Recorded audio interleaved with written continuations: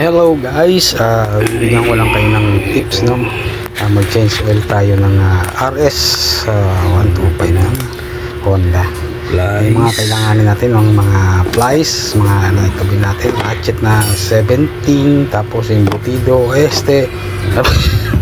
yung budo, tapos yung pang change oil natin, tapos yung sangkalan. Importante rin yan yung pang bomba, no? Para sa mabilis yung natin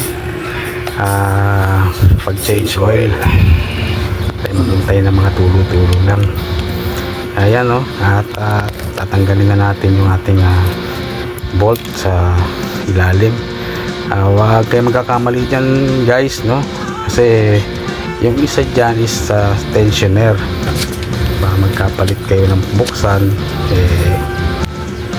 sa tapat ng may foot brake, yan yung sa may tornilyo na drain valve. Ako, nalaglag pa yung tornilyo.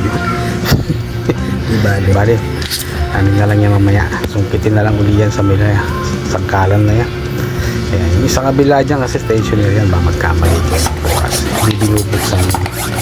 So yan, no? Kailangan natin bombahin para sa mabilis oil natin yung ating pagkaka change oil. Mga singit-singit matanggalin langis. At yan yan natin oxygen medyo dahan-dahan lang sana, pero yung problema, no? At yung tornilyo sa ilalim dahan-dahan natin tanggalin. At yan, no? Malinis na yan. At natin yan at natin ang basta yan, no? Tinusungkit natin yung tornilyo na nalaglag doon. Kita mo naman yung langis kulay na negi na. At yan kailangan palitan na talaga. Almost 3 months na rin kasi hindi na change oil. Yan. Importante malinis yung tornilyo bago natin siya ibalik. Para make sure na walang pumapasok na dumi, no? May maharang na mga dumi. At tatunilin na natin, balik natin, tapos pag naibalik natin yan, siyempre hand tight muna para make sure na hindi tumabingi yung mga bolts natin at wala tayong problema at hindi tayo ma-lost thread. Kita natin siya. Tapos pagka ginamitan natin ng ratchet size 17, huwag naman masyadong maigpit. Yung tamang-tama lang para hindi tayo mawalan, hindi tayo magka-problema sa thread, no? Ayan, pag-ipit natin dyan yung tamang-tama lang, ipit. Ayan, ganyan lang siya. Ayan, para in case na hindi tayo magkaroon ng problema. Yan, kabit na natin yung budo. Yan, malinis din yan. At yan, ito ay matagal ko na rin ginagamit yan. So ayos din yung langis na yan, no? At medyo tama lang naman ang presyo niyan, no? Matagal ko na rin ginagamit yan. At ayos din yung oil na ginagamit ko dyan. So hindi ko lang matandaan yung price niyan, pero abot kaya, no?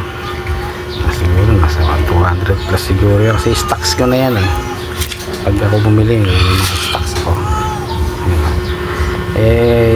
Pagka ganyang mag change oil tayo, ang pagkakalam ko dyan is 0.7, no, liters. So ang ginagamit natin dyan 8 ml